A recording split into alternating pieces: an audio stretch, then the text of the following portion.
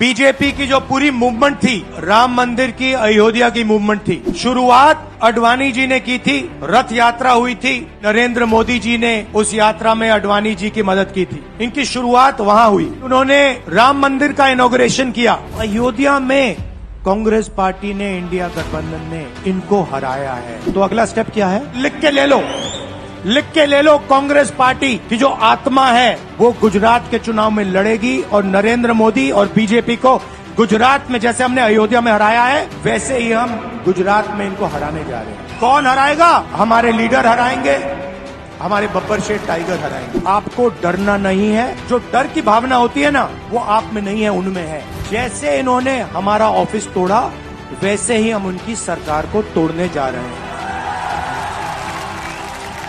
गुजरात को विजन देंगे और फिर चुनाव पूरा दम लगा के लड़ेंगे और यहाँ इनकी जो सरकार है उसको तोड़ के हटप्परे कर देंगे। अगर गुजरात की जनता बिना डरे लड़ गई, बीजेपी सामने नहीं खड़ी होगी।